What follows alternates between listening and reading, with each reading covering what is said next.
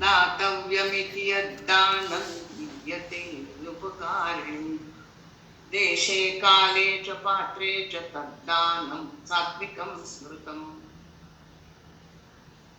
आघात लिहा. दातव्यम त च्या डोक्यावर वचा उच्चार लिहा, त्याच्या खाली आघात.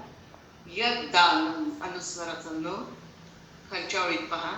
देशे काले च पात्रे च तद्दानं त च्या खाली न च्या डोक्यावर अनुस्वारे मचा उच्चार. सात्विक त्यावर अनुस्वारे मचा उच्चार. दातव्यमिति यद्दानं इथे थांबूया.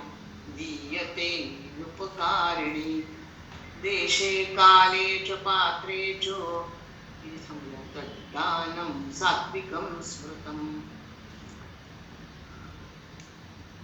आता इकडे तप सांगितलं, सात्विक राजस तामस. आता सांगतायत आपल्याला याच्यामध्ये दान. दान सात्विक राजस आणि तामस हे कसं असतं ते आता ह्या 3 श्लोकांमध्ये भगवंतांनी आपल्याला सांगितले. दातव्यम इति यद्दानं, दान देणं हे कर्तव्य आहे अशा भावनेने. देशे कालेचे पात्रेचे, देश काल आणि पात्रता पाहून दिलं जातं. अनुपकारिणे, उपकार किंवा परतफेड करण्यासाठी नव्हे. तर दान सात्विकम स्मृतम्, त्या दानाला सात्विक दान म्हणतात. दान देणे हे कर्तव्य आहे अशा भावनेने जे दान देश काल आणि पात्रता पाहून दिलं जातं. उपकार किंवा परतफेड करण्यासाठी नव्हे असं दिलं जातं, अशा दानाला सात्विक दान असं म्हणतात. आपल्या शास्त्रामध्ये दानाला फार महत्व आहे. एक उपनिषदांमध्ये एक गोष्ट आहे छान. एकदा देव, दानव आणि मानव हे गेले ब्रह्मदेवाकडे. म्हणाले, भगवंता काही आम्हाला उपदेश करा. ब्रह्मदेव म्हणले, ठीक आहे, तुम्हाला तिघांना पण द हे अक्षर देतो. नुसत्या दचा अर्थ कसा समजायचा हो? देव म्हणाले, आम्हाला द अक्षर दिले त्यांनी. त्या अर्थी द म्हणजे दमन, म्हणजे इंद्रिय ताब्यात ठेवणं. देव आहेत भोग प्रवृत्तीचे, कारण त्यांना स्वर्ग मिळाले नाही का, म्हणून भोग प्रवृत्ती वाढली. म्हणून देव म्हणाले, आम्हाला इंद्रिय दमन करा असं सांगितलं. नुसतं भोगात रमू नका असं सांगण्याचा त्यांचा उद्देश आहे. दानव म्हणाले, आम्हाला दया करा असा द दिला त्याचा अर्थ होईल.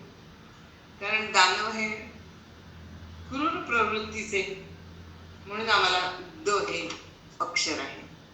आणि माणूस म्हणला की आम्ही आहे संग्रही वृत्तीचे, म्हणून प्रत्येक गोष्ट साठवून ठेवण्यात आम्हाला आनंद वाटतो. म्हणून द म्हणजे दान करा, उगाच कशाचा संग्रह करू नका, हा माणसांना त्यांनी उपदेश दिला. दान करताना दान देणारा, दान घेणारा आणि ज्या वस्तूचं दान दिलं जात आहे ती वस्तू, या 3 गोष्टी महत्वाच्या आहेत बघा.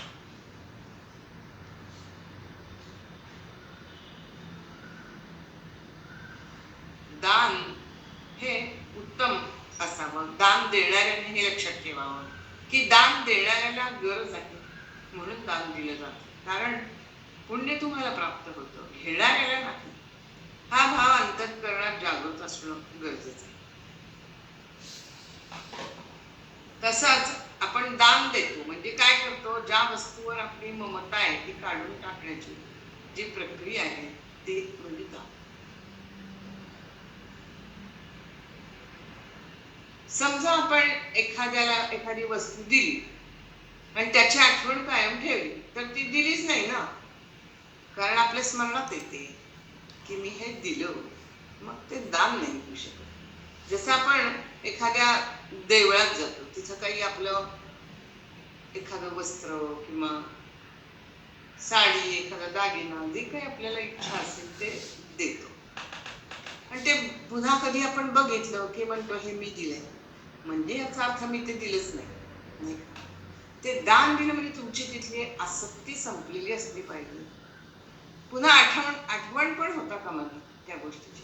ममत्व संपलेलं नसेल तर तिथे मीपणाचा भाव आहे, आणि म्हणून ते दान नाही होऊ शकत.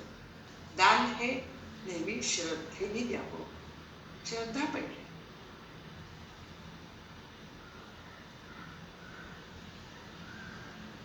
दीयते अनुपकारिण, ह्या दानातून मला काय मिळेल ही भावना मनामध्ये अजिबात नसावी. तर ते दान केल्याचं आपल्याला पुण्य मिळेल. म्हणजे त्या ठिकाणी त्याग भावना आली. देशे कालेच पात्रेच, आणि देश काल आणि पात्रता पाहून दान करावं. म्हणजे पहा, ठिकाण आपण म्हणतो म्हणजे पवित्र क्षेत्र काशी, पंढरपूर इत्यादी ठिकाणी तीर्थक्षेत्रांमध्ये दान करावं. योग्य काळी म्हणजे संक्रांत, ग्रहण काल आहे, कुंभमेळा आहे वगैरे त्यावेळेला दान करावं. आणि योग्य पात्रांना, सगळ्यात योग्य माणसांना दान करावं. बंधू माणसांना करू नये, उपयोग नाही त्याचा. काही सगळा खोटेपणाचा आहे. ज्यांना खरंच गरज आहे त्यांना दान द्यावं.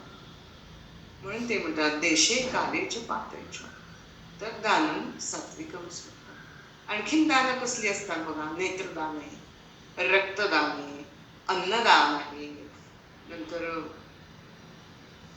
कपड्यांचं दान आहे, श्रमदान आहे, देहदान आहे.